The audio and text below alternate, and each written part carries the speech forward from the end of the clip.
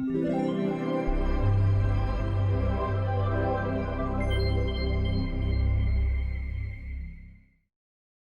बच्चा लोग, topic start कर रहे हैं।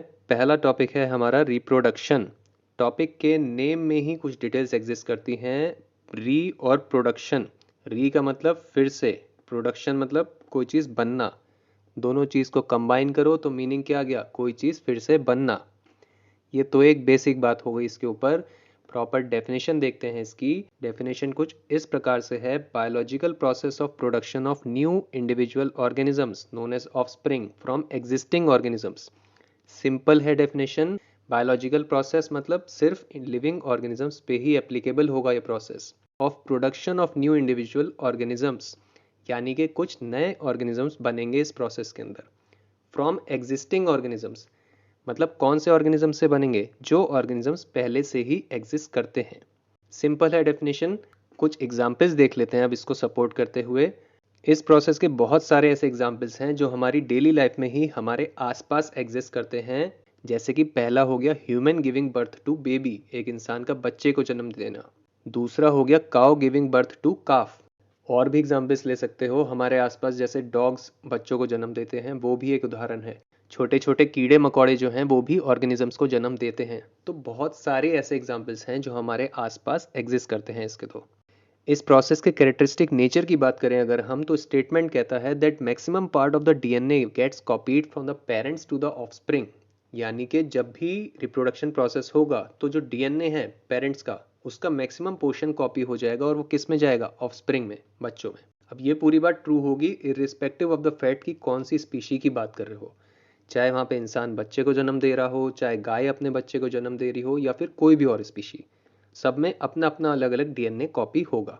जो कि अपने आप में एक इंटरेस्टिंग बात है, क्योंकि जब जब ऐसा होगा तो ये भी इंश्योर होगा कि जो ट्रांसमिशन हो रहा है कैरेक्टरिस्टिक्स का पेरेंट्स से ऑफस्प्रिंग में, उसमें एक कंसिस्टेंसी मेंटेन होगी, जो कि अपने आप में एक अच्छी बात है। Which brings me to the next point कि रिप्रोडक्शन प्रोसेस का रोल क्या है, सिग्निफिकेंस क्या है अपने आप में। तो इसी पॉइंट से हम ये देख सकते हैं कि जब भी ऐसा हो तो जिस किसी भी स्पीशी की नेक्स्ट जनरेशन बनेगी वो पिछली जनरेशन जैसी ही होगी। माने कि बहुत ज़्यादा चेंजेस नहीं एग्जिस्ट करेंगे नेक्स्ट जनरेशन में पिछले जनरेशन के मुकाबले, which is a good thing. क्योंकि अगर चेंजेस बहुत ज़्यादा होंगे तो भी प्रॉब्लम होगी, और चेंजेस अगर होंगे ही नहीं तो भी बहुत ज़्यादा अजीब होगा। क्योंकि अगर चेंजेस बहुत ज़्यादा होंगे तो अगली जनरेशन कुछ ज़्यादा ही डिफरेंट दिखने लगेगी। मान लो आइज़ का जो लोकेशन है बॉडी में वो ही बदल गई बच्चे की, चेहरे के आगे की जगह चेहरे के पीछे चले गए, अजीब हो जाएगा। या फिर आइज़ का नंबर चेंज हो गया, पेरेंट्स में 2 थी बच्चे में 3 हो गई, बहुत अजीब हो जाएगा। एक ही डिटेल चेंज हुई है बॉडी में, जबकि तो ऐसा नहीं होता है। वहीं पे अगर सारे कैरेक्टरिस्टिक्स बिल्कुल ही सेम होते पेरेंट्स में और ऑफस्प्रिंग में, तो भी अजीब होता। कि नेक्स्ट जनरेशन जो आ रही है वो एज इट इज़ पेरेंट्स के जैसी ही होती, वो भी बहुत अजीब होता।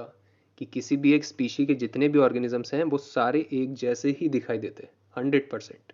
तो ये दोनों ही सिचुएशंस नहीं होती हैं because of that fine balance, वो जो मैक्सिमम ट्रांसमिशन हो रहा है कैरेक्टरिस्टिक्स का।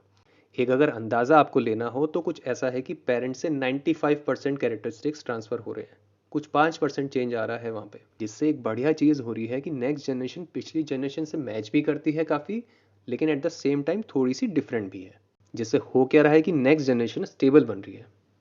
यहीं पे अगर हम थोड़ा सा और सोचें और रिप्रोडक्शन प्रोसेस के कुछ और सिग्निफिकेंस की बात सोचें, तो उसका आंसर तो हम खुद से भी जान सकते हैं कि मान लो अगर पूरी दुनिया में रिप्रोडक्शन प्रोसेस एग्जिस्ट ही नहीं करता तो उस चीज़ के क्या इफेक्ट्स होंगे। तो हम ये देख सकते हैं कि अगर ऐसा हुआ तो हम जानते हैं कि कोई भी स्पीशी जो है दुनिया में, उसका लाइफ स्पैन तो क्या है, लिमिटेड है। बट अगर वो स्पीशी पूरे लेवल पे ही रिप्रोडक्शन प्रोसेस नहीं करती है तो जो उसकी नेक्स्ट जनरेशन होगी वो कभी आएगी ही नहीं। और जब ये काम दुनिया के सारे ऑर्गेनिजम्स के साथ होगा तो किसी भी स्पीशी की नेक्स्ट जनरेशन नहीं आ पाएगी, विच मीन्स अर्थ पे एक समय के बाद लाइफ एग्जिस्ट करना ही बंद कर देगी। यानी कि ये कहना बिल्कुल सही होगा कि रिप्रोडक्शन प्रोसेस अपने आप में स्पीशीज के कंटिन्यूएशन को अलाउ करता है। अब इसी नोट पे हम बात फिनिश करते हैं रिप्रोडक्शन प्रोसेस की बेसिक डिटेल्स के बारे में।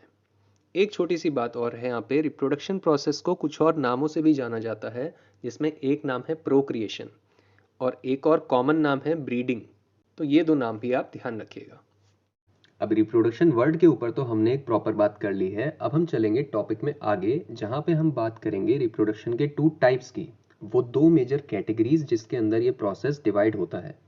तो जिस बेसिस पे ये दो कैटेगरीज के अंदर डिवीजन होता है वो है on the basis of the number of parents involve in the reproduction process, यानी कि रिप्रोडक्शन के प्रोसेस को करने के अंदर वहाँ पे कितने पेरेंट्स आएंगे उस पर डिपेंड करता है।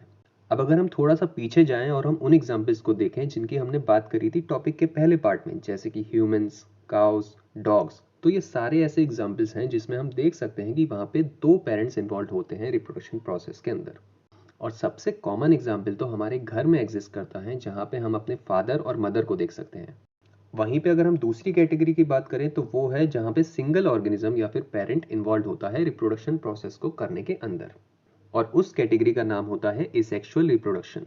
जबकि दूसरी कैटेगरी जिसमें दो ऑर्गेनिजम्स ऑपोजिट जेंडर्स के इन्वॉल्व होते हैं रिप्रोडक्शन में, उसको कहते हैं सेक्सुअल रिप्रोडक्शन। दोनों कैटेगरीज के एग्जाम्पल्स देखते हैं ताकि थोड़ा और अच्छे से समझ में आए। तो यहाँ पे सेक्सुअल रिप्रोडक्शन की बात करें तो उसके एग्जाम्पल्स तो हम ऑलरेडी देख चुके हैं, जैसे कि ह्यूमंस, काउस, डॉग्स, कैट्स। बात यहाँ पे समझते हैं एसेक्सुअल रिप्रोडक्शन के मेथड के एग्जाम्पल्स की। तो यहाँ पे पहला एग्जाम्पल है अमीबा का, जो कि एक एनिमल है, माइक्रोस्कोपिक ऑर्गेनिज्म है और पाया जाता है पानी के अंदर। ये एसेक्सुअली रिप्रोड्यूस करता है। वहीं पे और भी एग्जाम्पल्स हैं जो प्लांट्स के अंदर एग्जिस्ट करते हैं, जैसे कि पोटैटो यानी कि आलू, या फिर जिंजर यानी कि अदरक, या फिर टर्मरिक यानी कि हल्दी। ये सारे के सारे ऐसे प्लांट्स हैं जो एसेक्सुअली रिप्रोड्यूस करते हैं, यानी कि इनको रिप्रोड्यूस करने के लिए एक ही पेरेंट की जरूरत होगी। अब ये बात देखी जाए तो अपने आप में काफ़ी इंटरेस्टिंग भी है कि ऐसे ऑर्गेनिजम्स भी हैं जो सिंगल पेरेंट से ही रिप्रोड्यूस कर सकते हैं। अब एग्जाम्पल्स की बात होने के बाद ये और देख लेते हैं कि इन दोनों मेथड्स में बेसिक डिफरेंस क्या है। तो उसमें पहली बात तो है कॉम्प्लेक्सिटी लेवल के ऊपर, यानी कि कौन सा प्रोसेस ज़्यादा कॉम्प्लेक्स है और कौन सा प्रोसेस कम कॉम्प्लेक्स है। तो इसके ऊपर तो शायद आप भी इस वक्त आंसर कर सकते हैं कि एसेक्सुअल रिप्रोडक्शन अपने आप में क्योंकि सिंगल पेरेंट को इन्वॉल्व करता है तो वो एक सिंपलर प्रोसेस हो गया, लेस कॉम्प्लेक्स हो गया। जबकि सेक्सुअल रिप्रोडक्शन जो कि दो पेरेंट्स को इन्वॉल्व करता है वो अपने आप में एक ज़्यादा कॉम्प्लेक्स प्रोसेस हो गया। ये तो हो जाता है हमारा एक पॉइंट। एक दूसरा भी पॉइंट है यहाँ पे जो बात करता है वेरिएशंस के बारे में, जो कि होती हैं during the process of reproduction between the parents and the offspring, यानी कि जो बदलाव बच्चे के अंदर आते हैं पेरेंट्स के कंपैरिजन में, वो भी किस में ज़्यादा होंगे और किस में कम होंगे। इसमें भी आप गैस कर सकते हैं और आपका गैस करेक्ट होगा कि सेक्सुअल रिप्रोडक्शन जो कि एक ज़्यादा कॉम्प्लेक्स प्रोसेस है उसमें वेरिएशन ज़्यादा होंगे, जबकि एसेक्सुअल रिप्रोडक्शन जो कि एक लेस कॉम्प्लेक्स प्रोसेस है उसमें बदलाव के चांसेस कम होंगे। तो ये हो जाती है हमारी एक बात complete on the two major types of reproduction.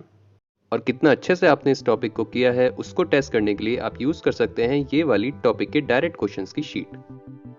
Topic के सक्सेसफुल कंप्लीशन के लिए कॉन्ग्रेचुलेशंस टू यू। अगर आप चैनल को अपनी स्टडी के लिए यूज करना चाहते हैं तो चैनल को सब्सक्राइब कर लीजिए और नए टॉपिक्स के नोटिफिकेशंस आपको मिलते रहें उसके लिए बेल आइकन को भी प्रेस कर लीजिए। एंड इस टॉपिक के बाद आने वाले नेक्स्ट टॉपिक का लिंक है ये, इसको आप अभी स्टार्ट करते हैं तो बीच में एक ब्रेक जरूर ले लें। मिलते हैं अगले टॉपिक में।